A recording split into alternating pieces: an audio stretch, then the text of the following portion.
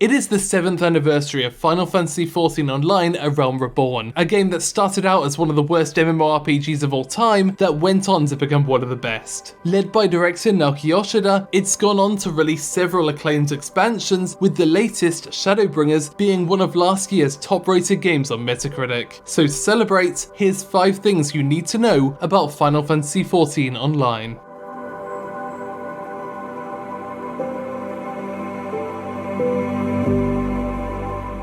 In the games industry, particularly the Japanese games industry, creators can be pretty sheepish about the mistakes of the past. Instead, they're more likely to just stop talking about it. But once 1.0 was out and the reviews were in, the staff have been incredibly open about just how terrible and mismanaged it all was. They even agreed to do a documentary with no clip where 50 minutes of it was dedicated to their failures as a team. For them, acknowledging and apologizing for these failures is a way of building trust, and following the release of 1.0, trust was essential.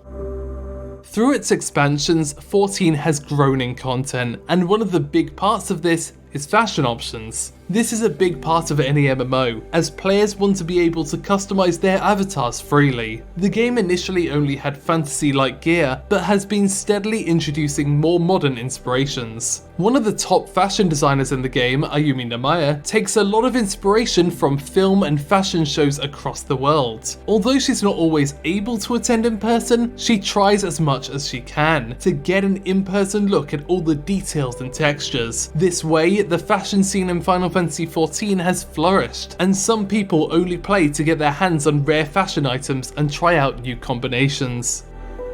But Namaya isn't the only one taking inspiration from the real world. The background designers are as well. Even though this is a fantasy world, the best kinds of fantasy are those that take elements from the real world and make them flourish. For instance, the latest Shadowbringers expansion had the team travel the world looking for inspiration, from heading to Saudi Arabia to take pictures of the cracked desert, to going to Guam to see the different kinds of clouds in person. These are open worlds that players spend a lot of time in, so they needed to get the details right while working with the writers to make it all fit in. While Final Fantasy XIV frequently has collaborations, they've only had 2 collaboration raids, which include a lot of story content as well. These are Return from Ivalice, written by the Final Fantasy XII and Tactics writer Yasumi Matsuno, and Yorha Dark Apocalypse, written by Yoko Taro. It might seem weird adding these other worlds and characters to 14, but it gets away with it for one very good reason. You see, the designs of 14 are based on concept art by artist Akihiko Yoshida, who coincidentally also designed the characters of the Ivalice games and Nier Automata as well. Therefore, they can bring these characters directly into the game, and they just happen to fit.